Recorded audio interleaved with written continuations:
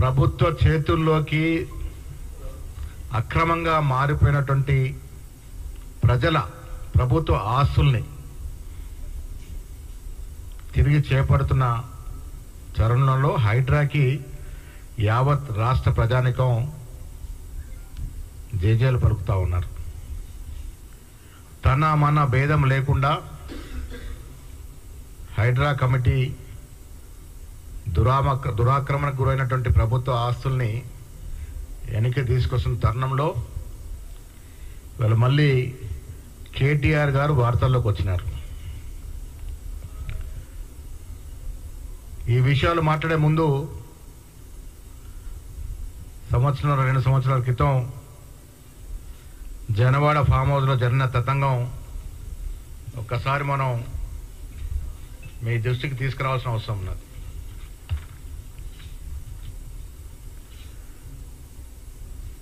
ఇవాళ పత్రికా సమావేశంలో నాకు 111 జీవోలో కానీ ఎఫ్టీఎల్ పరిధిలో కానీ భూములు లేవనే మాట చెప్తా ఉన్నాడు. ఆనాడు పిసిసి అధ్యక్షులు ఇవాళ ముఖ్యమంత్రి రేవంత్ రెడ్డి గారు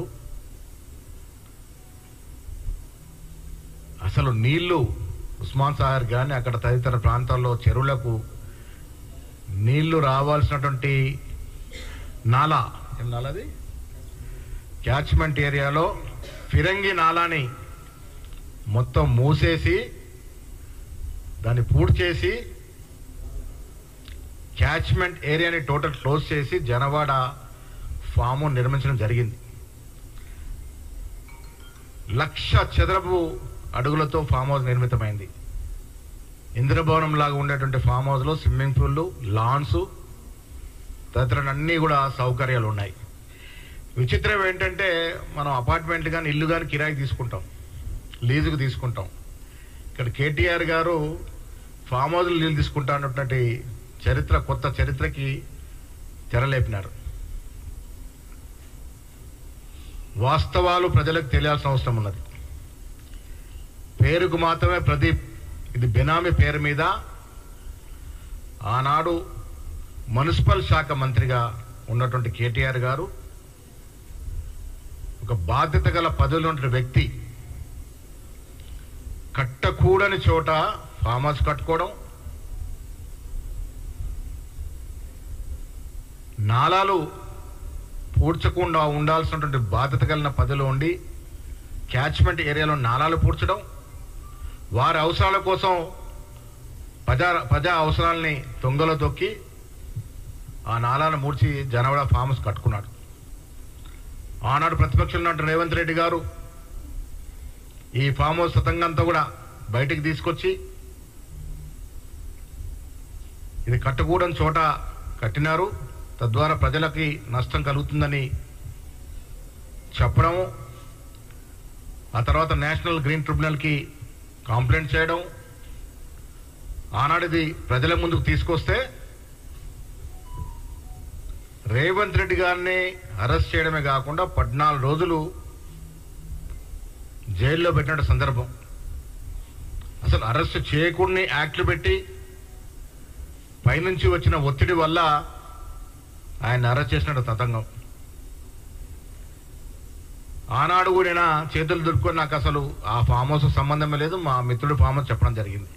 కానీ ఆనాడు ఇన్వెస్టిగేట్ చేసిన పోలీస్ అధికారి ఇచ్చిన రిపోర్ట్లో మాత్రం స్పష్టంగా ఆయన ఏం చెప్తాడంటే దీంట్లో further it is submitted that based on the investigation it is revealed that the accused persons have committed offences that they have loitered near the properties, residence premises of private persons and dignitaries, including residing premises of Kalvakuntla Taraka Ramarao, Honorable IT Minister అని చెప్పడం జరిగింది. ఇది police శాఖ ఇచ్చిన రిపోర్ట్లో ఇది KTR farm house అనే తేల్చడం జరిగింది. ఇవాళ నాకు కానీ నా కుటుంబ సభ్యులు కానీ అక్కడ ఆస్తులు లేవని చెప్తా ఉన్నారు. ఇగో ఇన్ని సర్వే నంబర్లో కేటీఆర్ గారికి మీకు అందజేస్తాం. ఇన్ని సర్వే నెంబర్లో కేటీఆర్ గారికి ఎఫ్టీఎల్ జోన్లో ప్రాపర్టీస్ ఉండకూడని చోట్ల ప్రాపర్టీస్ ఉన్నాయి. సర్వే నెంబర్ ఆధారంగా మీకు ఇప్పుడు అందజేస్తాం. ఉదాహరణకి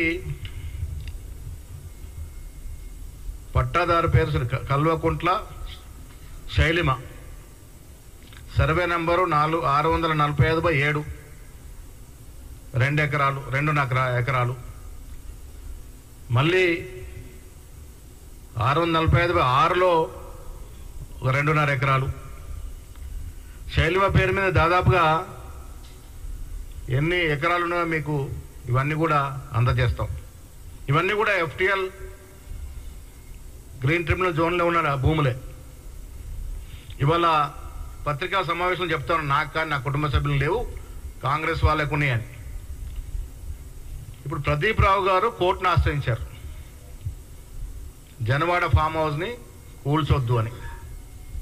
నేను తారక రామారావు గారిని అడుగుతున్నాను, ఎందుకు కూల్చకూడదు? చట్టానికి ఎవరు అతిథులు గారు, ఎవరు చుట్టాలు గారు? మీరు 10 ఏళ్ళు ముఖ్యమంత్రిగా, మీ నాయన మంత్రిగా మీరు యథేచ్ఛగా ప్రభుత్వ భూముల్ని విధ్వంసంగా ధ్వంసం చేసి ఆక్రమించుకున్నటువంటి సందర్భాలు కోకోలోలు. అది ముఖ్యమంత్రి నుంచి మొదలుగా కింది స్థాయి కార్పొరేటర్ల వరకు. ఇవాళ మా నిజామాబాద్ పట్టణంలో కూడా దాడులు జరుగుతూ ఉన్నాయి. ఎవరు అంతా దోషులు చేస్తున్నా అంతా ఆ రోజు ఉన్నటువంటి TRS కార్పొరేటర్లు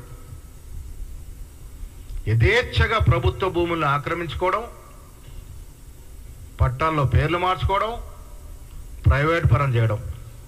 నేను అనిపిస్తే అప్పుడప్పుడు కేసీఆర్ గారు ముఖ్యమంత్రి అయిందే ఆయనకు ముందు నుంచి కూడా ఈ భూముల మీద దృష్టి కన్ను ఉండింది.